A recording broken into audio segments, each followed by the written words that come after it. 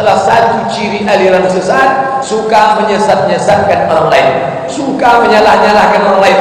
Masih banyak lagi yang perlu diislamkan. Jangan lupa donasi untuk perkembangan dakwah Media Hidayah Channel. Donasi Anda sangat kami perlukan. Insya Allah, Allah akan menggantinya dengan berlipat ganda, karena di sini tempat Anda beramal jariah. Pak Ustaz, apakah aurat suami berdosa dilihat oleh adik iparnya?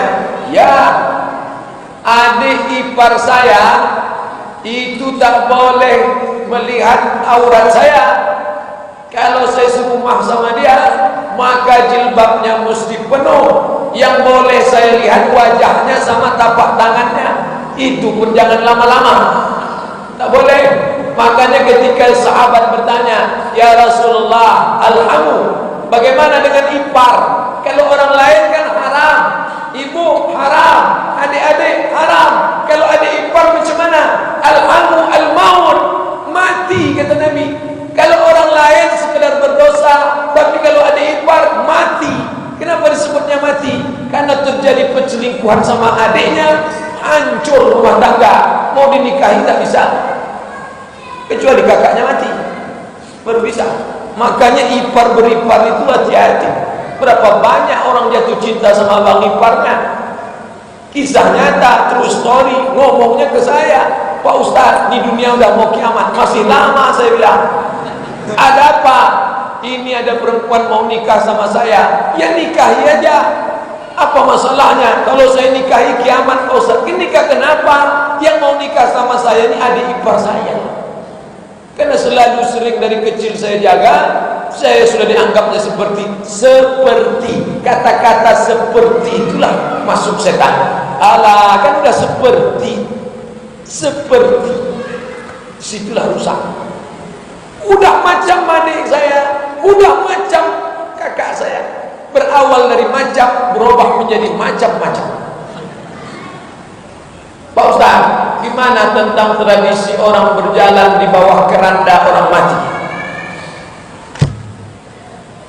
Kepada anak cucu cicit, lewatlah di bawah keranda nih. Nanti kalau kalian lewat, supaya tak rindu lagi, lewatlah. Itu bukan tradisi Islam.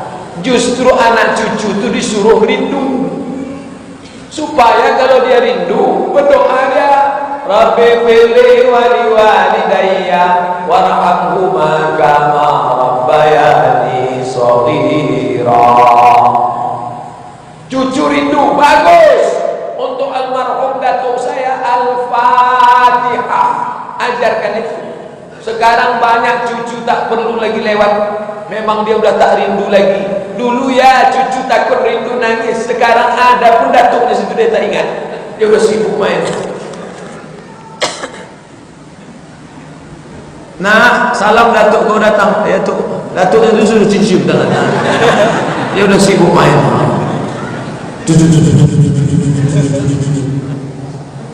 Jadi tradisi-tradisi ini tinggalkanlah, tak usah lagi. Ustaz Abdul Somad pernah, saya seumur hidup tak pernah lewat, baik di bawah keranda maupun di atas keranda. Nenek saya meninggal, datuk saya meninggal, tak pernah disuruh kami lewat-lewat, baik di bawah apalagi di atas. Tinggalkanlah.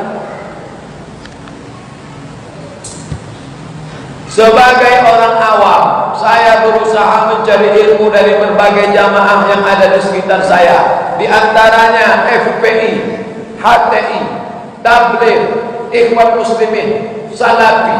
Cuma saya agak bingung dengan pemahaman Salafi yang menganggap jamaah-jamaah lain yang tidak sepaham, ahlul bid'ah, menyesatkan jamaah Tabligh sesat. Apa benar yang bercita-cita yang beredar ada campur tangan asing di dalamnya? Islam ini kalau ditembak dari luar tak bisa. Kalau ada orang menghina Nabi Muhammad, perampok sedang mabuk, kalau dihina Nabi Muhammad, hilang mabuknya. Walaupun tak sholat, tak ke masjid, kalau dihina Nabi Muhammad, hilang. Mana? Siapa yang ngejek tadi?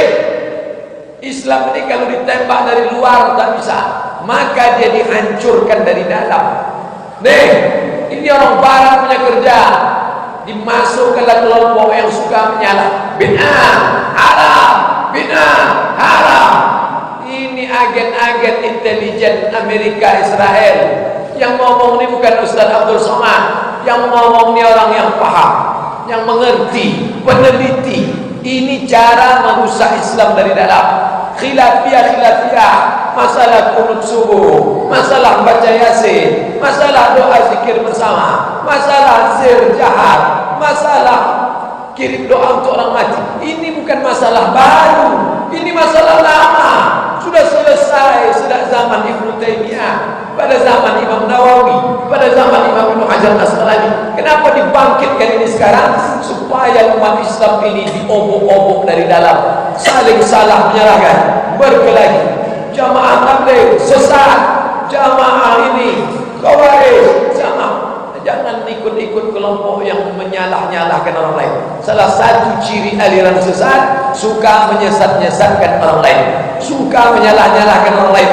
Masih banyak lagi yang perlu diislamkan. Suku Sakai, Talang Mama, Talang Perigi, suku Aceh, suku Laut, itu di Meranti banyak lagi orang yang perlu diislamkan.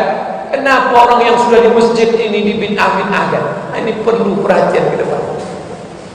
Kalau nggak salah dengar, Mufti Suriah baru-baru ini meninggal tatkala sedang berceramah dibom oleh Syiah, bahwa Salafi yang sekarang didanai Inggris untuk memecah belah Islam dari dalam. Yang dimaksudnya ini adalah Syekh Muhammad Said Ramadan Al-Buti. Itu ceramah dia, MP3. Saya punya ceramah. Kata dia, ini kelompok dimasukkan untuk India, Pakistan, Bangladesh, ditanamkan di dalamnya itu Ahmadiyah, maka dimasukkan kelompok merusak Islam dari dalam. Syiah, kelompok-kelompok yang obok-obok dari dalam. Bukan mufti, beliau tidak mufti. Syekh Al-Buti tidak mufti. Kok beda orang-orang yang ngakunya paling ikut sunnah, tapi mendoktrin jamaahnya dengan hadis istiwa, datang dengan aneh, dan beruntung orang yang dianggap aneh.